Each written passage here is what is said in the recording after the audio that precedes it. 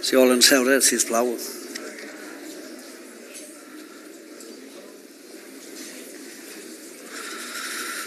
Honorable vicepresident, secretària general de Diplocat, autoritats, ponents, empresàries i empresaris, senyores i senyors, molt bon dia a tothom. Benvinguts al primer Congrés de Formació Professional de Catalunya i gràcies a tots per estar avui presents i per l'interès que han mostrat des del primer moment que es va començar a parlar d'aquesta iniciativa. La vostra implicació i el vostre compromís esdevenen claus per poder dissenyar un nou model de formació professional que actuï com a veritable motor de competitivitat i ocupabilitat i permeti afrontar el nou context de transformació del treball. El títol del Congrés, Reptes de la formació professional pels anys 20, pretén reflectir què n'esperem d'aquesta jornada. Segurament tots els presents estarem d'acord en que la formació professional és possiblement un dels elements més importants, si no el més important, per a la competitivitat d'un país. A més, en l'actual context de transformació tecnològica i digitalització, la formació esdevé més que mai el camí per fer possible el canvi i la innovació. Els països europeus més competitius són aquells amb una oferta d'FP més ajustada a les necessitats reals de les seves empreses. En canvi, a Catalunya i també a Espanya patim una important bretxa del talent que es manifesta en l'actual context en què conviuen, paradoxalment, índexs elevats d'atur amb nombrosos llocs de treball vacants en empreses que no es poden cobrir per manca de persones amb la formació adequada. Des de Pimec hem aixecat la veu en diverses ocasions amb la necessitat de prioritzar la demanda de formació per davant de l'oferta, prestant la màxima atenció a l'orientació professional. Tenint en compte que fa temps que el tema de l'FP és tot un repte i no hem aconseguit definir una solució, des de Pimec hem organitzat aquest primer Congrés de Formació Professional de Catalunya que compta amb la col·laboració de Diplocat i el Centre d'Estudis Econòmics i Socials, un comitè impulsor format per les 4 organitzacions empresarials i sindicals més representatives de Catalunya, el patrocini de la Fundació Bankia i el suport de més de 40 entitats, gremis i associacions. També participen activament una 50ena de persones expertes que ocupen responsabilitats en l'administració, entitats i organitzacions de tot tipus de la nostra societat, tots ells ocupats i preocupats per l'AFP. Avui tots treballarem amb l'objectiu que aquest congrés sigui un punt de reflexió i palanca per alinear els elements estratègics del sistema d'FP amb les necessitats actuals i futures del mercat de treball. Gràcies a tots i a totes. Demano, si us plau, al vicepresident del govern si ens pot adreçar unes paraules.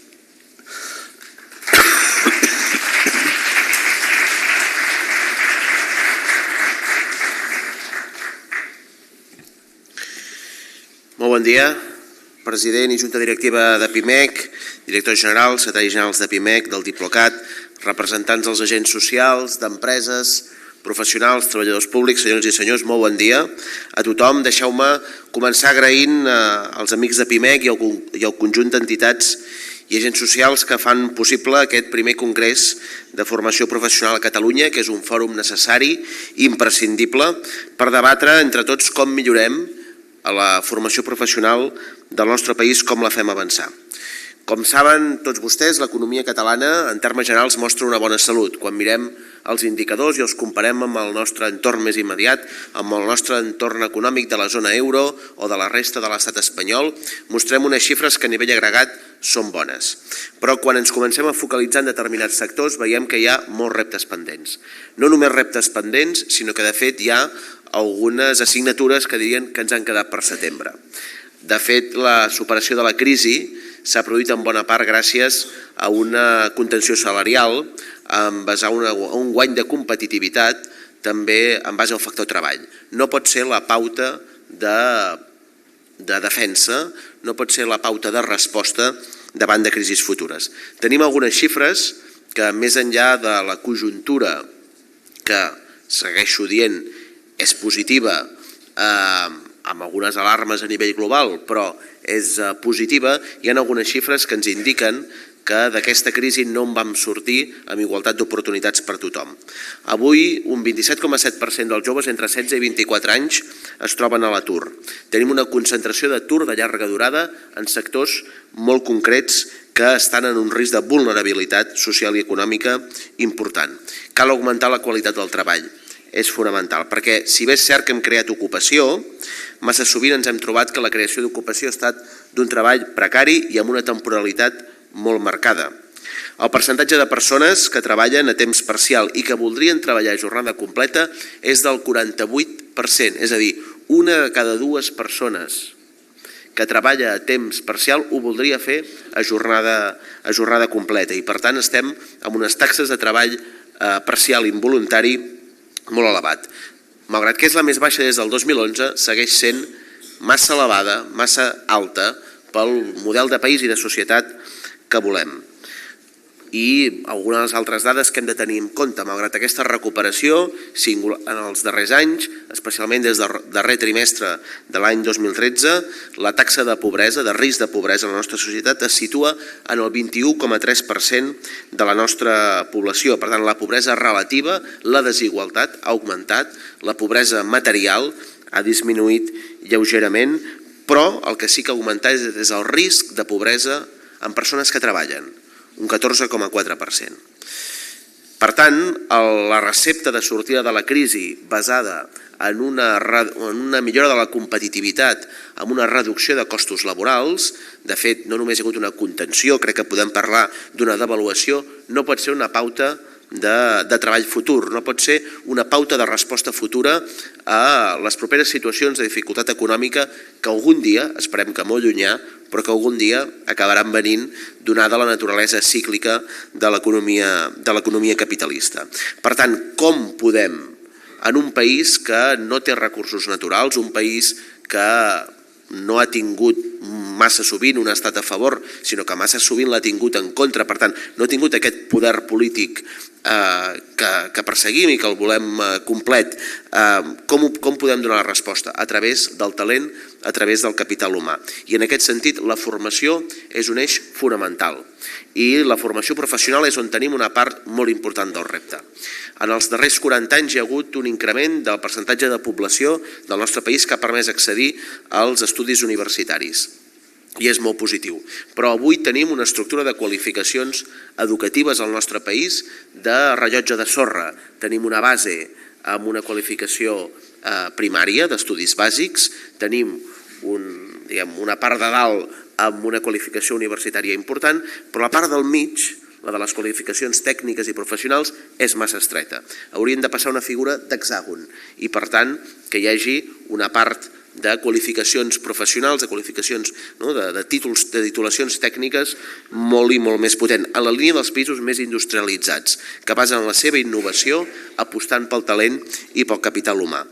I per en aquest sentit, les polítiques de formació professional són un eix central del nostre govern, incardinen també amb l'agenda 2030 dels objectius de desenvolupament sostenible. De fet, tant per la banda d'educació de qualitat com de treball digne, incardinen perfectament amb dos d'aquests objectius de desenvolupament sostenible i per aquesta raó, des del Departament d'Educació i també des del Departament de Treball, Afers Socials i Família, estem com a govern impulsant polítiques per millorar els estudis de formació professional.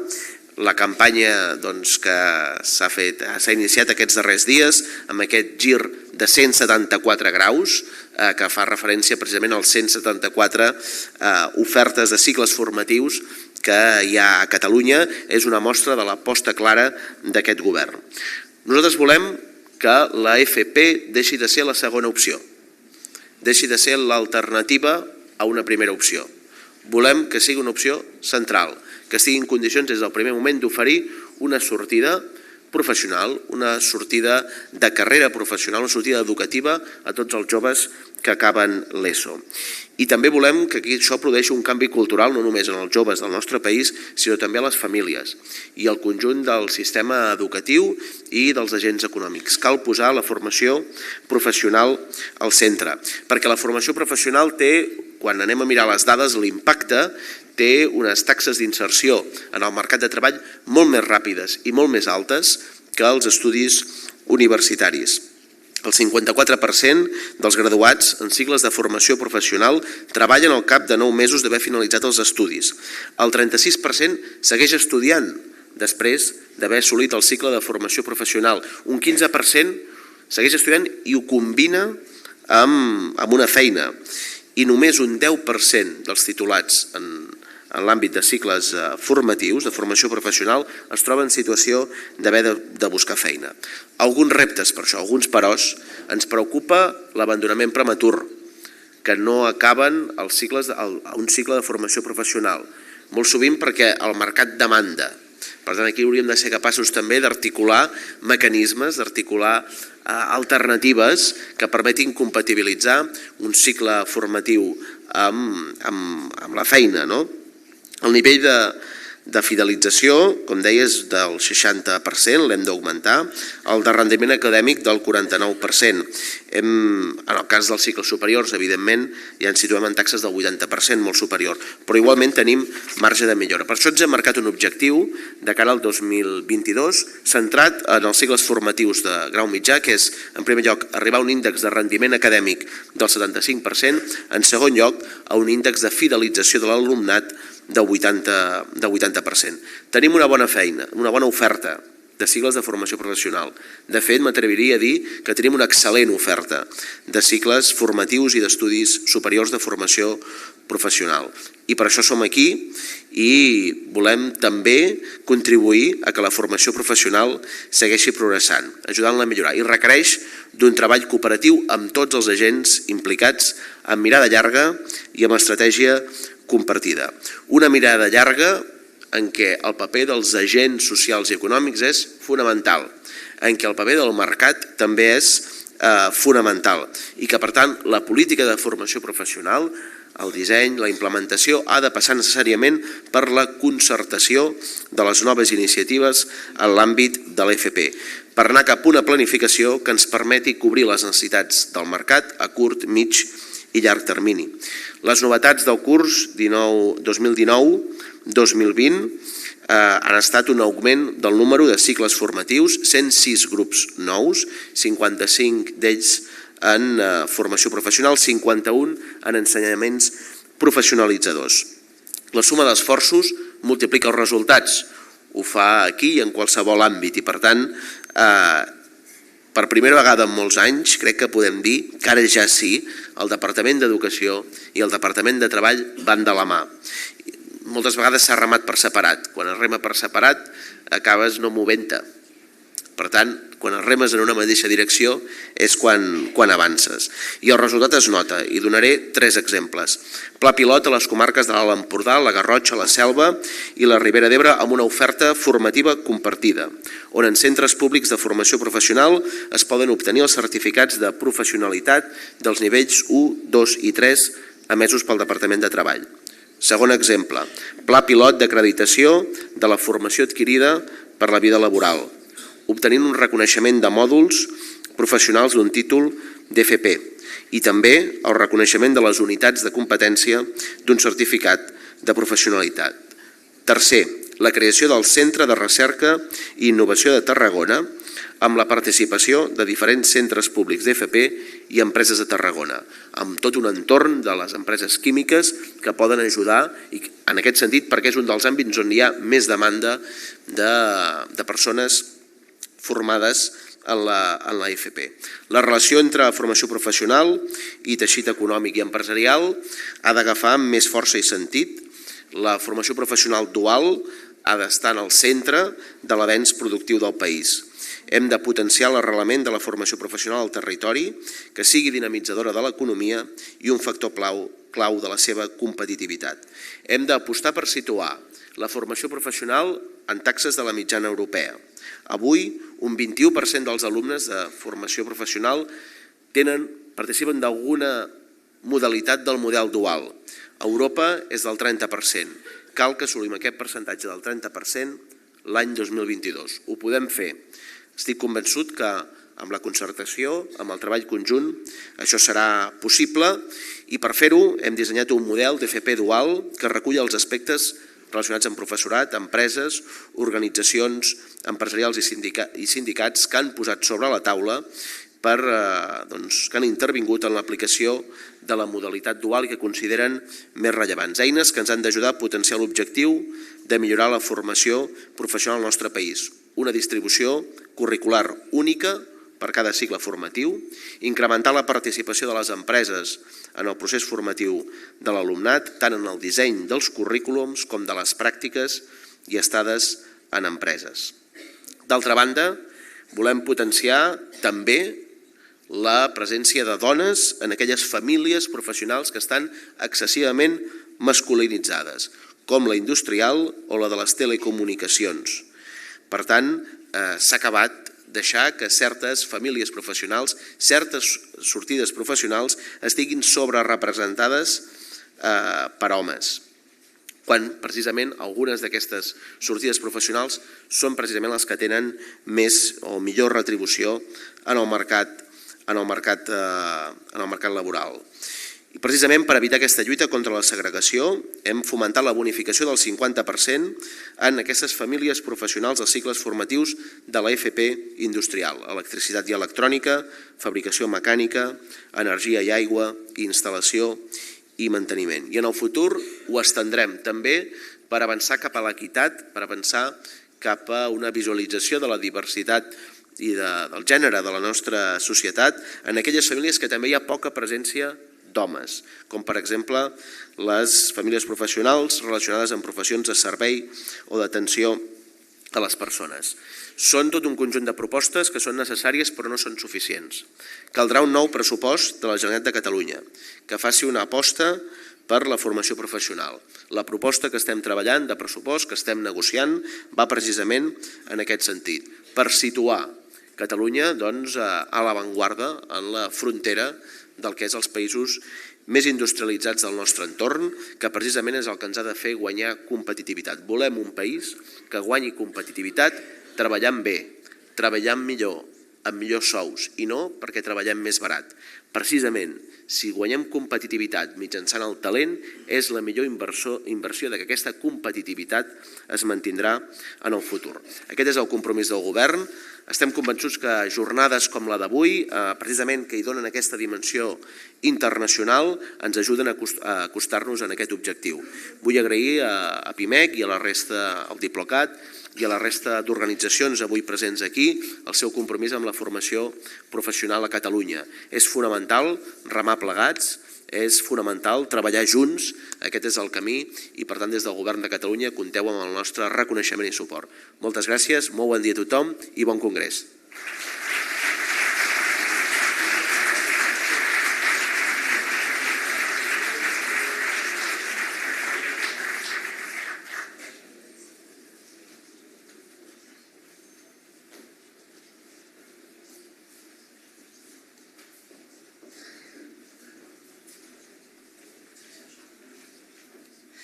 Bon dia a tothom. Només un parell de qüestions operatives. La primera ponència que tindrem ara i la darrera del matí seran realitzades en anglès per a aquelles persones que estiguin interessades. Tindrem un servei de traducció simultània i trobareu els auriculars aquí fora en una taula que hi ha habilitada. Una altra qüestió, teniu també en les carpetes unes targetes per formular les preguntes que estimeu oportunes als membres de les taules de debat. En el decurs dels debats es recolliran aquestes targetes, seran entregades als coordinadors de les taules i en funció del temps de què disposem es presentaran als membres per tal de ser contestades al moment. I per últim, i no menys important, agrair la vostra presència. La veritat és que l'acollida que hem tingut en aquest congrés ha estat molt superior a la que inicialment esperàvem. Tant és així que fa unes 4 setmanes vam arribar en nombre d'inscripcions a la capacitat que teníem en aquesta sala i per tal de donar resposta a totes aquelles peticions de persones que estàveu interessades en ser avui aquí presents, el que hem fet ha estat habilitar aquesta sala annexa amb l'objectiu d'acollir el major major nombre de persones possible. Tanmateix, i per aquelles persones que finalment no han pogut estar avui aquí, s'emetrà tot el Congrés en streaming i els accessos es trobaran via xarxes socials de Pimec. Moltes gràcies i bon Congrés.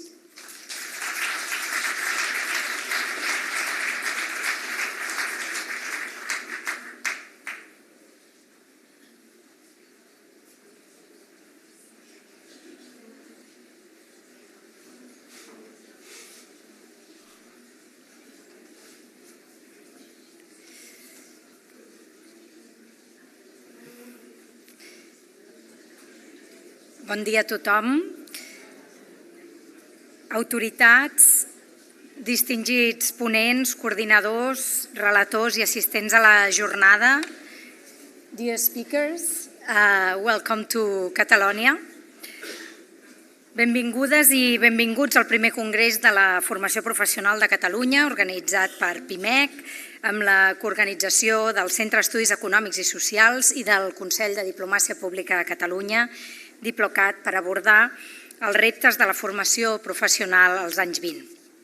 El Congrés s'emmarca i forma part de l'European Vocational Skills Week, la Setmana Europea de la Formació Professional, una iniciativa de la Comissió Europea amb la qual es pretén augmentar la visibilització i l'atractiu de l'educació i la formació professional a través de l'organització de milers d'esdeveniments i activitats que es realitzen a tota Europa.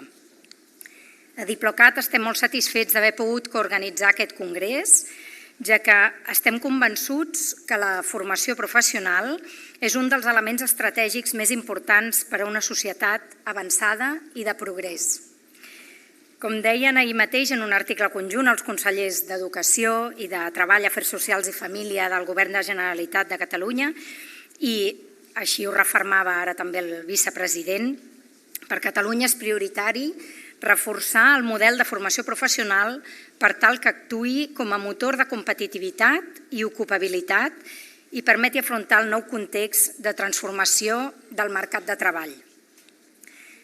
Com que les intervencions han de ser breus i aquí el que interessa és escoltar els experts en la matèria, permeteu-me que expliqui només breument per què Diplocat coorganitzem aquest tipus d'esdeveniments.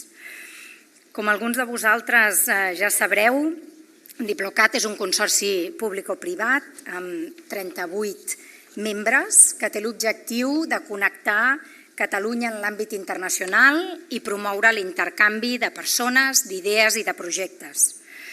La composició del consorci és diversa i plural i compta amb les principals institucions públiques catalanes, les 12 universitats públiques i privades, escoles de negocis, centres acadèmics, entitats d'àmbit empresarial, social i esportiu. També en som membres les 4 entitats que formen el comitè impulsor del Congrés: Foment del Treball Nacional, Pimec, UGT de Catalunya i Comissions Obreres de Catalunya. De la mà d'aquestes entitats, Diplocat fa diplomàcia pública, sota el lema Diàleg Internacional, Connectar, Projectar i Capacitar. L'eix de connectar, precisament, inclou la voluntat d'incentivar l'estudi i anàlisi de models de bones pràctiques a l'exterior. Per aquesta raó, al Congrés que avui ens ocupa hi tenim una visió internacional de la formació professional aportada des de 3 vessants. La visió des de la Comissió Europea i els models del Regne Unit i de Suïssa. I per què creiem nosaltres que és important aquest intercanvi de bones pràctiques? Doncs precisament perquè una part clau de la diplomàcia pública, si no la més important de totes, és la capacitat d'escoltar el públic al qual ens volem adreçar. Cal escoltar el món per identificar on es pot aprendre d'altres models d'èxit per fer que Catalunya sigui més competitiva en aquells àmbits que li són d'interès. Molts cops, i com a resultat d'escoltar, s'ha d'adaptar la manera de relacionar-se amb el món per arribar al màxim d'actors influents. I això és el que ens porta a voler conèixer tant els models de l'FP a Suïssa i a la Gran Bretanya, que seran presentats al final del matí, com la visió de la Comissió Europea sobre el futur de la formació professional a la Unió Europea, que escoltarem ara.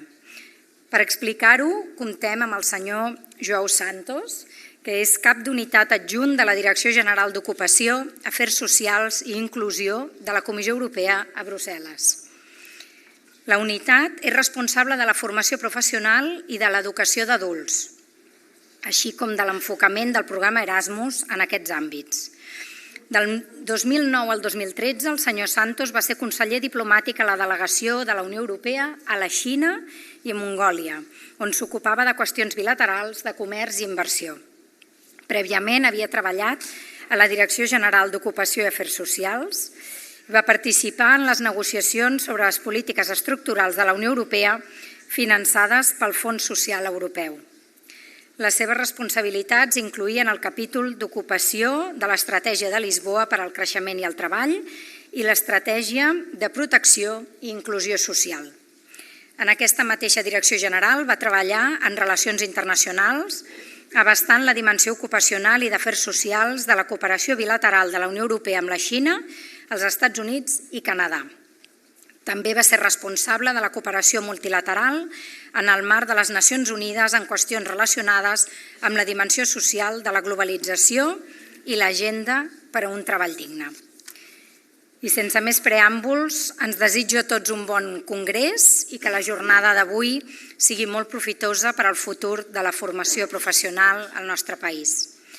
Thank you very much, Mr. Santos, for being with us today and sharing your thoughts about the future of the vocational training in the European Union. Thank you. The floor is yours.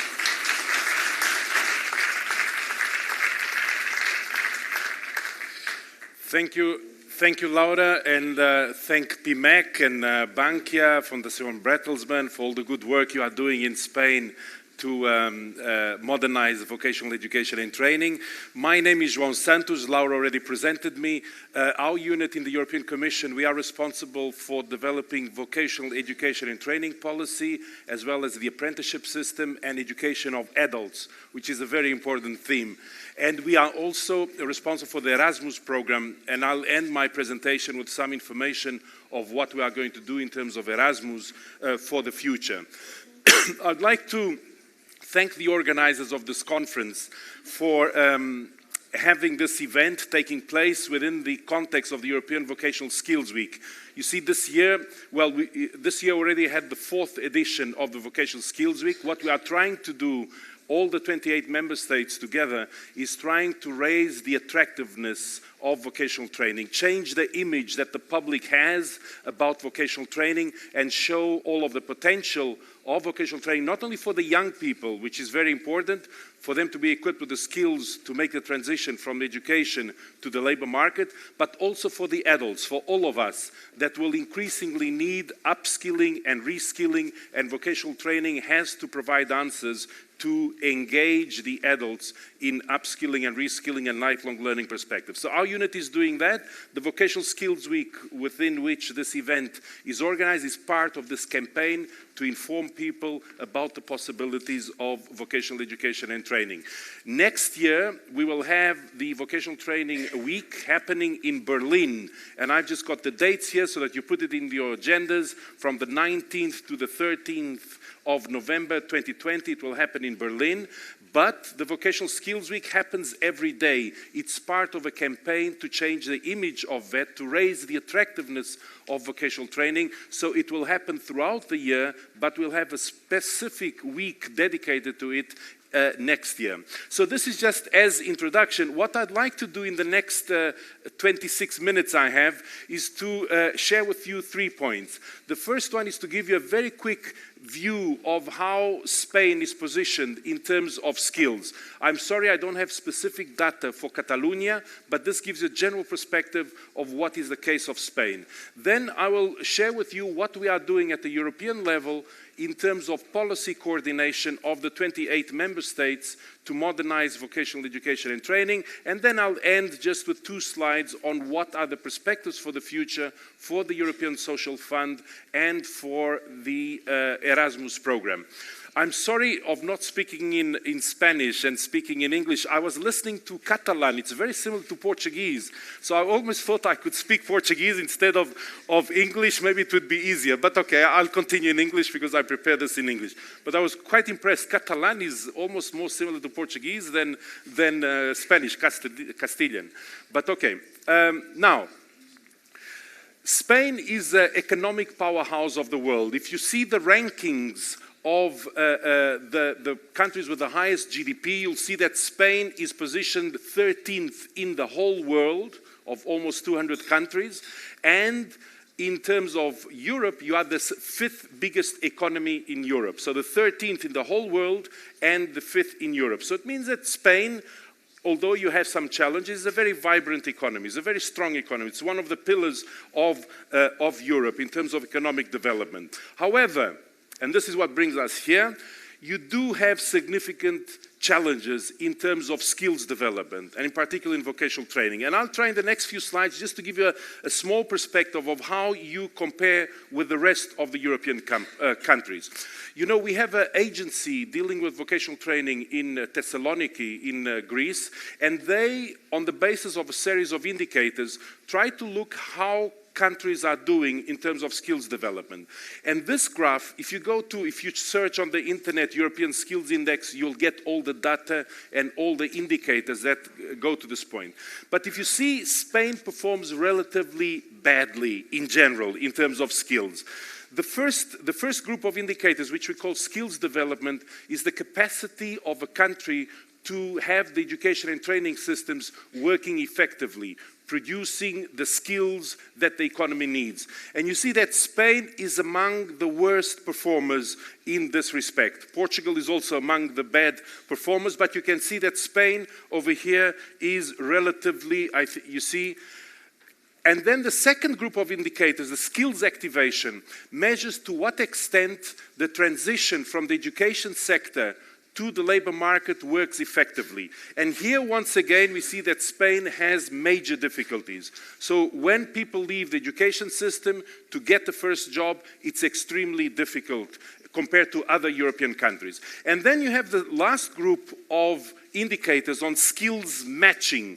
This means to what extent are the skills that the education system is providing relevant for what the economy needs. And here, Spain once again has a tremendous difficulty. So the education system is working well, but you have a difficulty in matching what is the education system providing and what the labor market is providing. So there's a very big disconnect in this respect. And the next slides will show you why. If you look at the whole of Europe, and the previous speaker mentioned it, if you look at Europe, the countries that have most developed economies, that are most innovative, not only the European Union, but Europe in general, the countries that are most innovative, most competitive are countries where the vocational education and training system is well developed. If you look at the Netherlands, if you look at Switzerland, if you look at Germany, if you look at Denmark, all of these countries are characterized by very strong and very efficient vocational education and training systems, and most of them are very good in the apprenticeship system. So making sure that companies and the education system are working together, are understanding what our future skill needs and are providing this. So, and if you see Spain in this respect, and I suppose it justifies why you have challenges in skills, Spain is one of the countries where you have less people compared to the others in the vocational education and training system. Another major problem you have in Spain, I would say, is the fact that you are producing many higher education graduates, so people that go up to university level. However, when these people leave the education system and go to the labor market, they are performing tasks at much lower level. So there's a mismatch between what is the capacities of people and then what the labor market is requesting. And Spain in this respect, and I think this is a very important element, if you look at Switzerland, the majority of the young people don't go to universities. They start in the apprenticeship system and then they go up to universities if they want. But they are equipped with a profession, with the skills that allow them to go to the labor market.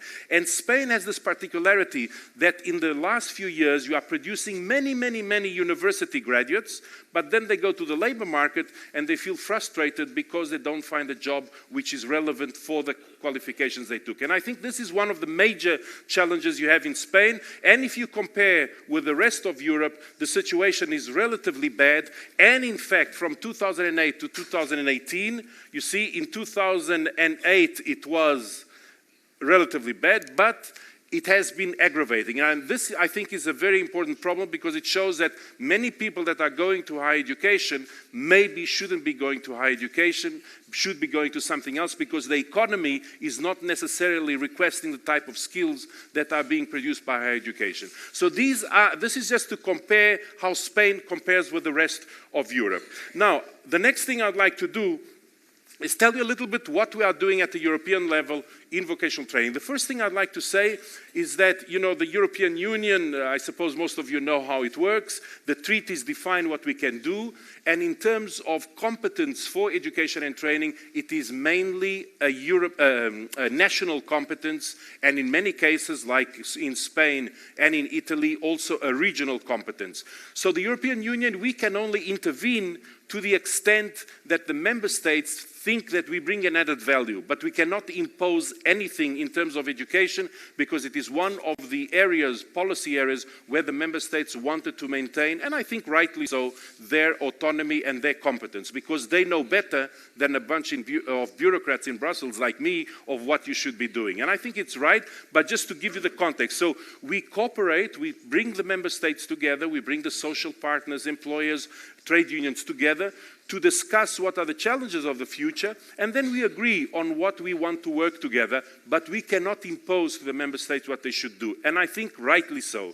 It's how it works. Now, to start what I wanted to tell you, I think, you know what, whenever we're thinking about the future of education, there are things that we've got to understand, is that education is not neutral. Education has to do with the way societies think of the future. Do we want to be a more social society that we care for each other? Do we just want competition for the sake of competition? Do we just want innovation and don't care if we leave some people behind or not? So we've got to think what we want of education, what society do we want, and the education system has to support the society we envision. And more than 20 years ago, some of you might remember Jacques Delors. He was the president of the European Commission for many years, and one of the famous publications he has was one on the 4 pillars of education. And in these 4 pillars of education, and I'm saying this because it has to be in our mind whenever we're thinking of the future, he mentioned that the first one that the education system should equip people is learning to know, is know the basics, you know, mathematics, biology, all the basic skills. You need to know something before anything else. And the education system is supposed to provide that. But learning to know is not sufficient. You also need to learn to do. And I think vocational training is one of the strong points of that, is precisely this, is transforming what you know into something concrete. Because if you know a lot but don't have the capacity to transform that into something, the world will not notice. It's all in your head, but nothing happens. So there's capacity of knowing, but then also doing something about you know. The third one is learning to be as a person, to be able to have critical thinking, to distinguish fake news from true news, to have a cultural identity, to understand how you position yourself in the world. So developing the individual to be more than a piece that produces something. This is an important element. The fourth element is learning to live together, learning to accept the differences, learning to, you know, work with people of different religions, different colors, different cultures. All of this is extremely important. So these are, if you want, whenever we're thinking about the future of education, we always have to have this in mind, that we are not only producing people with skills for the labor market, but we are producing people that are going to be active citizens, that are going to engage, that are going to be capable of cooperating with others, working in teams, and this is a very important element, be it of education, of vocational education and training in particular. Now, you know that we are living a particular moment in Europe now. We had European elections for the European Parliament. Now we have a new European Commission that is going to take office, we hope, on the 1st of December, and at the same time we are also defining the next programming period, financial package, to support European policies in the next 7 years. So we are living a particular moment, and whatever we do in the future, I just thought of listing over here. You'll get the presentations, don't worry afterwards if you want to see any details of that, but to tell you that besides those 4 pillars of learning, we have this policy context which is developing in Europe as we speak, and there's a lot of uncertainty yet of what will be the frame for the future. But we have the EU strategic agenda set by the Council, the political guidelines of the new Commission President-elect, the European Pillar of Social Rights, the skills agenda. So there's a lot of policy instruments and policy thinking that is currently being developed, which will condition very much what we do on vocational education and training. Now, what I'd like to very quickly in the next 2 slides is tell you what are the main drivers of the change that is necessary in vocational education and training. And in this respect, I would like to mention 2 drivers. One of them is the fact that people are living longer. All of us, 200 years ago, the life expectancy was around 37 years of age. It is foreseen that by 2050, we will all be living 90 years or more. What does this mean? It means that all of us will be exposed to life longer, which is good, but also to change much longer, which means that we'll have to adapt to much more change than the previous generations for the fact that because of demographic trends, we are living much longer. Another important element is that change is happening faster than ever before. And this graph gives you an example of the exponential change that is happening. So you have these 2 phenomena at the same time. People are living much longer, change is happening much quicker, which means that 50 years ago, one technological change would be absorbed by various generations. So things were slow. Now, all of us are experiencing changes every single year, every single decade, and we have to adapt to this if we want to still be employable in society. And this is very important because it asks for the education system to rethink what it is doing. It means that it is no longer sufficient to provide young people with skills. We've got to make sure that the adults, because they are living longer, they're going to work longer, they're going to be exposed to change much more often. We have to equip adults with the possibilities of upskilling and reskilling throughout their lives. So this has implications for the vocational system. And we are in fact moving from a paradigm of being educated in a certain moment of our lives to a paradigm of lifelong learning. What do I mean by this? Is that the education system as it had been designed, people would go into the education system when they were 6 years of old, typically, of age, and would stay there until 26. They would get educated. They would go into the process, they learned a few subjects, they got a diploma at the end of the time, and okay, I'm prepared for the labor market. This was being educated, a sort of a passive role of a young person going to the system, coming out with a diploma and being prepared for life. Forget that, it won't happen any longer, because this was comfortable when change was relatively slow, and then when you were in the labor market, you could just do some training here or there and you adapt. The thing is that change is now so fast that we will have to learn throughout our lives, not only for work, but also after work. If you see what the public services are providing in terms of tax declarations, it's all through the internet. This is not only about work. My mother, she's 86 years old. She lives in Portugal. She doesn't know about digital skills. When she needs something, when she needs to do a tax declaration, she asks me in Brussels to do it for her because she doesn't have technical digital skills. So what I mean is that people will need to learn, not only for the labor market, but to be active citizens and to engage with government facilities, with internet and so on. So this is, I think, a very important element because it means something for the education system. The education system cannot only concentrate on the young to equip, to educate them. The education system has to provide solutions for all of us to engage in lifelong learning. So this is an important element when we are thinking of what we're going to do with vocational training. I'm going to skip the slide. You'll get all the slides. Another important element is that the way innovation is being produced is changing radically.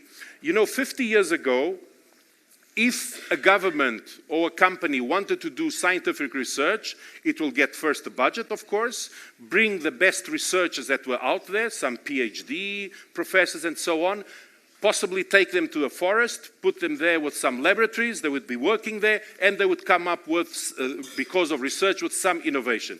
This was a sort of a top-down innovation system in which you had research, you bring the brightest minds, and you come up with something. 50 years ago, it was like that. What we see today, and there are studies that show that most of the innovation, in fact, 96% of the innovation today, happens from a practical level, from things that happen in a small and medium-sized enterprise, that there's someone there with entrepreneurial skills, with critical skills, that looks at something that is not working well, and he tries to improve it. And most of the innovation, in fact, happens of that level. No longer top-down, but bottom-up. Something that is motivated by practical issues, by practical challenges. And people like you and me have to be equipped with the skills, this critical thinking, this need or willingness to change things, to improve things constantly in our work, which change. And this has to do with vocational training, because those kind of people that are there in the shop floor, for example, come from vocational training. So we have to equip these people with the skills, with the attitudes that will allow them to contribute to this kind of bottom-up innovation that happens not in a forest with a group of PhD scientists, but from practical people. Someone that looks at the machine that is not working well, why is it not working well, and has the initiative to change it, and changes the way that companies become more competitive. So this is an important element also, which is relevant for what we are doing in vocational training. Now, I told you that together with the member states and the social partners, we in Europe bring them all together from all over Europe, and we identify what are the main challenges ahead. And recently they came together and they asked the Commission to develop a new future vocational training policy, and they mentioned three things in particular which we have to focus on. The first one is to strike the right balance between excellence, innovation, and inclusion, making sure that we are building an education system that not only is looking at innovation, not only is looking at excellence and the very best, but is capable of doing it at the same time as it brings everyone together, that we don't leave people behind, that we don't create fractured societies in which some are very well and others have no access to anything, because this is not sustainable. This is a very important element, and it has implications for VET. The second element is that because of the short shelf life of skills, we have to strike a balance between job-specific skills and transversal skills. The job-specific skills that help you to get a job tomorrow. It's very important that the education system equips people to be a good mechanic, to be a good pilot, to be a good doctor. Of course we have, or good nurse. We have to provide it, but we have to understand that because of rapid change, we have to equip people with other transversal skills. You know, on learning to learn, working with others, language skills. So the vocational system cannot think only of job-specific skills, but also these transversal skills that will allow people to adapt to transitions throughout their lives. The last one is the balance between initial training for the young and the continuous training for the adults. How is the education system going to provide solutions? And they are different solutions. An adult is not expecting to go to a school and sit for 8 hours in a desk in order to upskill and reskill. We've got to find new ways of doing it. So different responses to different publics. This is just I'm not going to get into detail, but to tell you what we are thinking now in Europe, and possibly next year we'll have a new initiative, and it's going to look basically at these 5 pillars. I'm not going to, as I said, going to develop too much. So we have everything that is happening: digitalization, Industry 4.0, 21st century skills, and you know the new methods for teaching and learning, validating and guidance, so validating prior learning, and the 5 elements in which we're going to try to look on. First is excellence, making sure that VET is providing the skills for regional development, for smart specialization, for innovation. The second one is inclusion, making sure that everyone has access, that we don't leave people behind, that we have a system that adapts the particularities of each person so that we don't create fractured societies.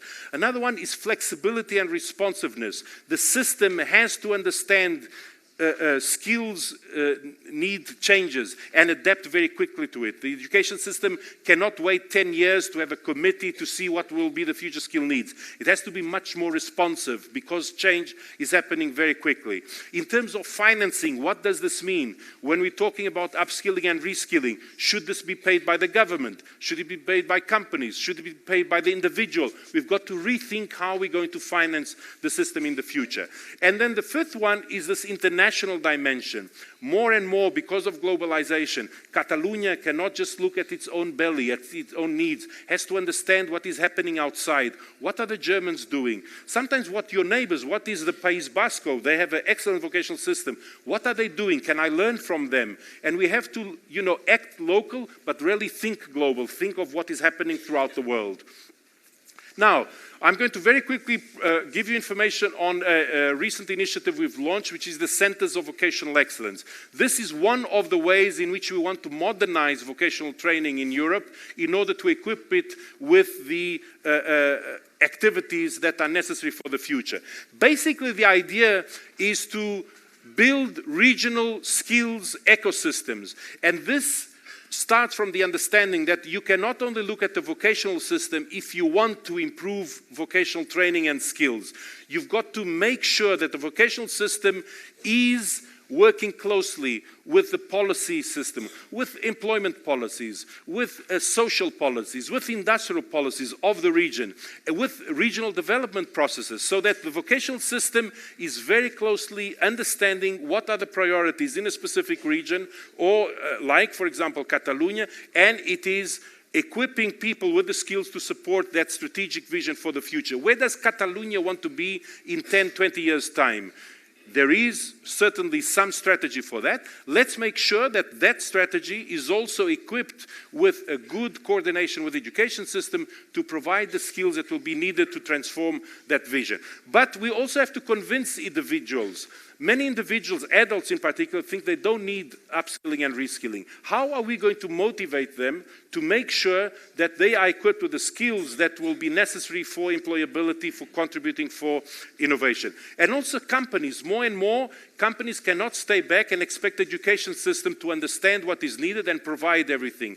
They've got to work with the education system. They've got to make sure that they are helping the education system with apprenticeships, telling them what are the future skill needs and working very much together. So all of these entities that I've listed here have to work together. And what we want with our initiative is to support through European money, European funding, projects that bring these entities together and work on what we call the skills ecosystems. So the Centers of Vocational Excellence have three, although it can have a lot of activities, there are three elements which are crucial. The first one is that it has to be based on strong partnerships. Partnerships between vocational centers, universities, research centers, small and medium-sized companies, trade unions. They have to come together, they have to understand in what direction the region is going and see how each one can play its role in order to support it. Another one is links not only among these partners, but also with the policy process, regional development agencies, smart specialization strategies, innovation strategies in the region. What are these and what skills are needed to make that a reality? And the third one is that the education system has to have a set of activities. It's not sufficient that you're only providing a qualification. People are coming into the system, they study some years, you give them a qualification, bye-bye, you do nothing else. That is not enough. And we have, in a document that I'll show you in a few minutes, examples of the kind of activities that you've got to do. We're talking about equipping young people and adults with entrepreneurship skills, having incubators, working with them, allowing them also to have their own jobs. Working with innovation centers, helping small and medium-sized enterprises that sometimes have a good idea of a product or service but don't know how to put it in practice. Work with the vocational center, with the teachers, with the learners, trying to provide responses for these small and medium-sized enterprises. This is the kind of attitude we'd like to develop. Now, the idea that we have for the Center of Vocational Excellence is that it is providing solutions at the regional level for regional challenges. However, it is working at the international level establishing platforms, that a vocational center in Barcelona will be working with one in Augsburg in Germany, or with one in Gothenburg, and sharing experience, or with the one next door in the Basque country where Technica is doing an excellent job. So trying to share experiences, what are the others doing that I can learn? So learning from each other. The idea is act local, so make sure that the vocational center in Barcelona is working well, but doing it, learning of what the others are doing and sharing experiences among themselves. For mobility of teachers, for mobility of learners, for applied research projects. That's the idea. This is just an example of the kind of activities. Remember, I told you not just providing a qualification, but providing solutions for upskilling and reskilling, linking with higher education, having quality assurance mechanisms embedded, having partnerships with companies for apprenticeships, for example, internships as well. And then also, in terms of governance, who are the partners we have to bring together? The vocational system should not only be about teachers and learners. It should also be about companies, reaching out to the others, engaging, understanding what society needs. Just to give you an example, last year we launched the first call of Erasmus with pilot projects. We had 5 pilot projects that were approved. Over here you've got the details of all of them. One of them was on advanced manufacturing, so bringing vocational centers and companies from many countries in Europe together to look at what are the future skill needs in advanced manufacturing and working together. This project is led by Technica in País Vasco. It has 8 partners involved, 4 countries, and they are working on this kind of approach, bringing all the elements together. We've just published on the 15th of October the call, and this is very important for you if some of you are related to vocational centers and companies and want to come together. We will have 20 million euros available this year for 5 projects. Each project will get 4 million of EU funding from Erasmus+, and what we want is to have a new set of pilot projects in order to support this concept of centers of vocational excellence. If you want more information on it, you've got the list over here, and you will get this presentation with all the links.